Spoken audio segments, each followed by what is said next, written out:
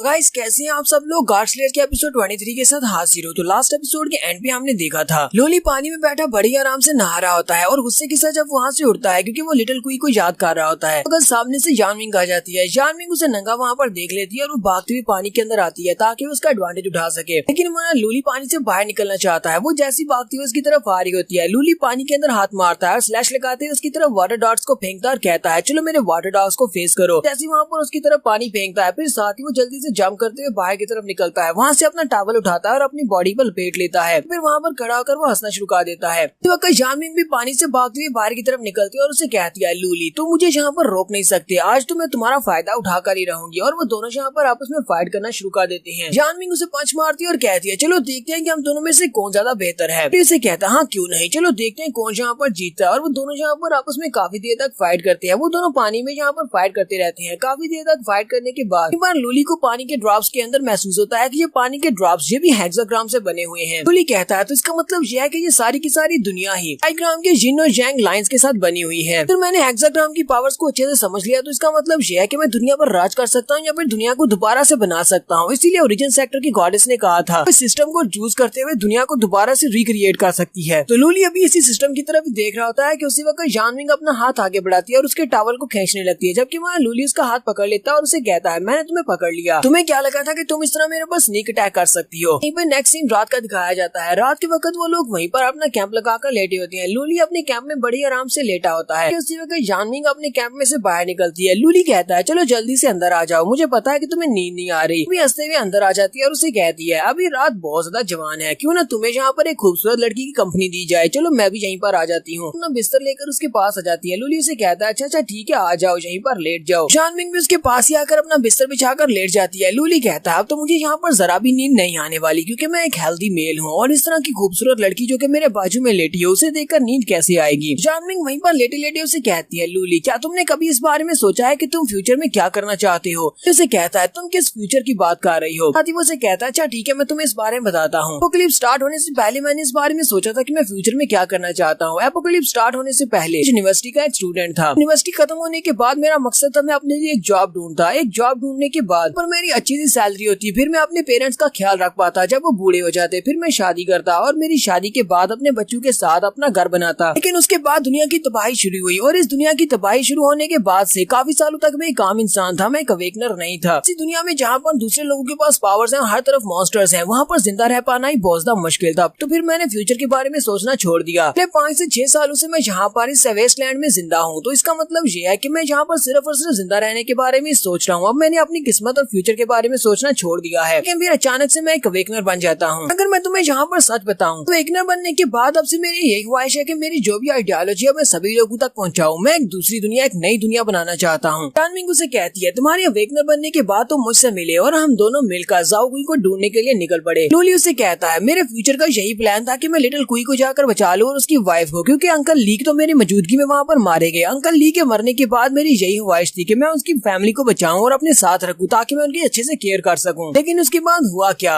Uncle ली की wife मारी गई और उनकी बेटी को उठाकर ले गई और मैं उसको भी नहीं बचा पाया। कभी तो मुझे ऐसा लगता है कि यहाँ पर मैं अपनी किस्मत को कंट्रोल नहीं कर रहा बल्कि किस्मत मुझे कंट्रोल कर रही है। वो जो मुझसे चाहती है वही मैं करता हूँ। जानविंग उसे कहती है तुम्हारी किस्मत तुम्हें और ज्यादा कंट्रोल नहीं कर पाएगी, बहुत ही जल्दी वो वक्त भी आएगा जब तुम अपनी किस्मत को खुद कंट्रोल करोगे। मुझे ये बताओ जब तुम अपनी किस्मत को कंट्रोल करोगे तब तुम कहाँ पर जाना चाहोगे, तुम क्या करोगे। लूली उसकी बात सुनने के बाद सोच रहा होता है क्या ऐसा हो सकता है, क्या मैं अपनी फेट को खुद कंट्रोल कर सकता हूँ। अगर मैं अपनी फेट को कंट्रोल कर सकता तो फिर लीरू, जाओ टाओ, अंकल ली, इन सभी को मरना नहीं पड़ता और जाओ क्वी उसको भी मैं बचा सकता था, उसको भी उस सेंडस के साथ यहाँ से जाना नहीं पड़ता। लूली कहता है मुझे कभी कभी ऐसा भी लगता है कि ये एपोकलिप्स ये इंसानों की तबाही नहीं है। लोग इन सारे के सारे मैन ईटिंग बीस्ट से बहुत ज्यादा डरते हैं, हालांकि हम सभी इंसान इन मैन ईटिंग बीस्ट से भी ज्यादा बुरे बन सकते हैं। इंसान अगर एक दरिंदा बनने पर आ जाए तो वो इन बीस्ट से भी ज्यादा पावरफुल और ज्यादा खतरनाक बन जाता है। जानविंग उसकी सारी बातें सुनने के बाद उठकर बैठ जाती है और उसे कहती है तो फिर क्यों ना हम दोनों मिलकर इस दुनिया को चेंज करें। हम इस दुनिया में जितने भी लोग हैं उन सभी का नजरिया बदल सकते हैं, एक नई दुनिया बना सकते हैं। लूली भी उठकर बैठ जाता है और उसे कहता है ये सपना वाकई में बहुत ज्यादा बड़ा है, क्या तुम वाकई में इसमें मेरा साथ दोगी। चलिए सबसे पहले तो हमें इतना ज्यादा स्ट्रॉन्ग होना होगा कि हम सभी लोगों के सामने सबसे ज्यादा स्ट्रॉन्ग हो, और दूसरा हमें उन लोगों को बचाना होगा जो कि हमारे बहुत ज्यादा चाहने वाले हैं। जानविंग उसे कहती है क्या हम लोग वाकई में ऐसा कर पाएंगे। लूली उसे कहता है अगर हम लोग चाहें तो ऐसा जरूर कर सकते हैं। वो दोनों यहाँ पर एक दूसरे से अपने हाथ मिलाते हैं और कहते हैं ठीक है हम लोग तब तक अपने आप को स्ट्रॉन्ग बनाएंगे जब तक कि हम लोग खुद से अपनी किस्मत को कंट्रोल करना ना सीख जाएं। के बाद कोई भी हमारी किस्मत को कंट्रोल नहीं करेगा। मीनिंग उसे कहती है तुम्हारे इस ड्रीम को पूरा करने में मैं हमेशा तुम्हारी साथ दूंगी और हमेशा तुम्हारे साथ रहूंगी। तो यहाँ पर बातें खत्म करने के बाद वो लोग सो जाते हैं। अगले दिन सुबह सुबह का सीन दिखाते हैं। लूली बिस्तर पर लेटा होता है क्योंकि जाओ कोई उसके साथ फिर से लिपटी होती है। वो उसकी बॉडी के साथ लिपट कर वहाँ पर सो रही होती है। लूली उसे साइड पर करता है और फिर कैंप से उठकर बाहर आ जाता है। लूली कहता है तो यहाँ पर तो काफी ज्यादा फ्रेश एयर है जी, काफी ज्यादा। लूली वहीं पर खड़ा ब्रश कर रहा होता है कि उसी वक्त मिस जाओ भी वहाँ पर आ जाती है। मिस जाओ अपने साथ एक टेक्नीशियन को लेकर आई होती है। वो उसे कहती है ये मेरा असिस्टेंट है, इसका नाम शी चोंग है। हालांकि ये कोई अवेकनर नहीं है लेकिन ये बहुत ज्यादा स्पेशल है। ये अपने काम को बहुत ही अच्छे से अंजाम देता है। हमारी कैंप साइट में जितने भी काम होते हैं वो सारे के सारे यही हैंडल करता है क्योंकि हम लोग बहुत ही जल्दी यहाँ से वॉइड ऑफ कुनलुन की तरफ निकलने वाले हैं। तो इसी वजह से मैंने इसको यहाँ पर समन किया था ताकि मैं इसको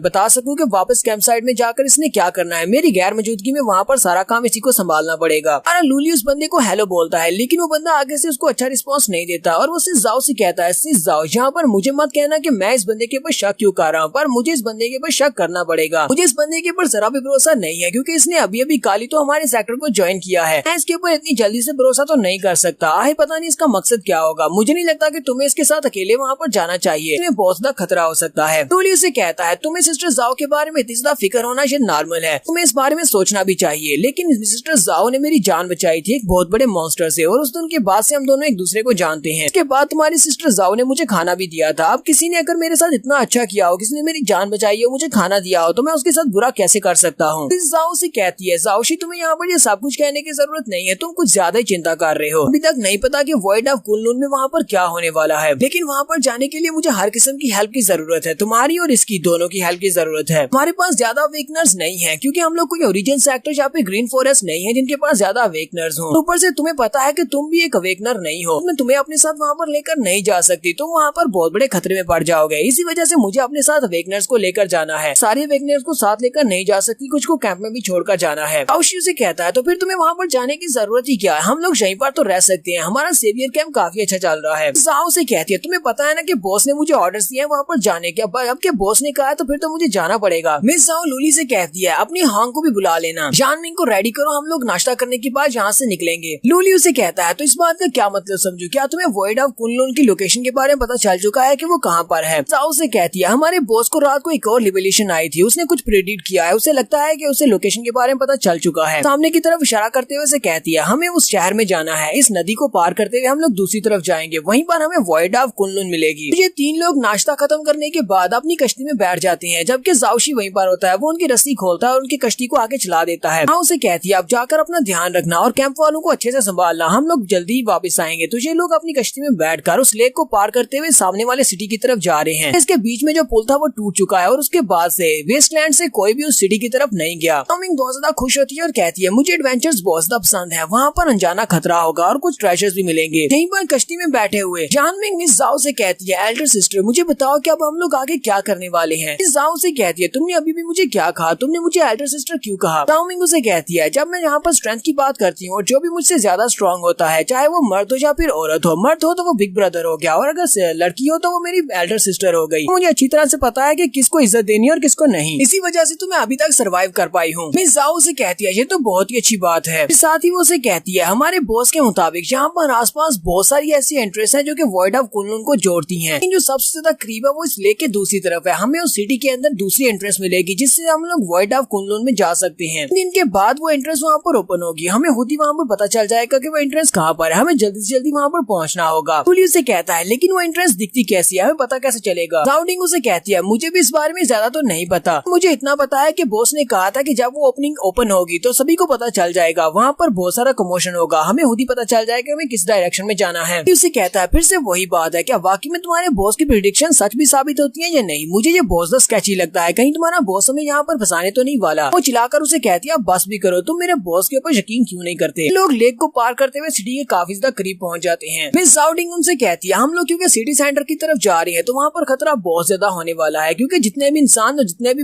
एनिमल्स थे वो सारे के सारे मॉन्स्टर्स में चेंज हो चुके हैं, क्योंकि ये एक बहुत बड़ा शहर है, इसी वजह से यहाँ पर बहुत सारे इंसान भी रहते होंगे और बहुत सारे इंसान रहने का मतलब यह है कि यहाँ पर बहुत सारे ब्लड सकिंग क्रीचर्स बन चुके होंगे, लगता है कि उन्होंने रिप्रोड्यूस भी किया हो, तो यहाँ पर उनकी तादाद भी काफी ज्यादा हो सकती है। लूली मिस जाउडिंग से कहता है क्या तुम लोग इस लेक को पार करते हुए पहले कभी इस सिटी में गए हो। जाउडिंग उसे कहती है नहीं हम लोग कभी भी यहाँ पर नहीं गए, क्योंकि मैंने तुम्हें बताया ना कि सिटी का एरिया एरिया बहुत ज्यादा खतरनाक हो सकता है। हम लोग कितने ही गन्स क्यों ना लेकर आ जाएं, कितने ही सोल्जर्स क्यों ना लेकर आ जाएं, ये एरिया बहुत ज्यादा खतरनाक है। जहाँ पर अगर किसी को भेजना है तो हम लोग सिर्फ और सिर्फ अवेकनर्स को ही भेज सकते हैं। हमारे पास ज्यादा अवेकनर्स नहीं है। अब तुम दोनों की मदद से हम लोग क्योंकि सिटी में एंटर होने वाले हैं, तो वहाँ पर वॉइड ऑफ कुनलुन की एंट्रेंस को ढूंढने के अलावा हम लोग सिटी को भी एक्सप्लोर करेंगे। हो सकता है कि हमें यहाँ पर काफी सारे रिसोर्सेज मिल जाएं। सिटी के अंदर ज्यादा रिसोर्सेज हो सकते हैं, या फिर फैक्ट्रीज को लगाने के लिए हमें मटेरियल्स मिल जाए, हम वो सब कुछ कलेक्ट कर सकते हैं। यहाँ पर हम लोग अपनी एपिसोड 23 का एंड करेंगे। एपिसोड की एक्सप्लेनेशन अच्छी लगी हो तो कमेंट करके जरूर बताइएगा। चैनल को सब्सक्राइब कर दे, वीडियो को लाइक और शेयर कर दे। शुक्रिया।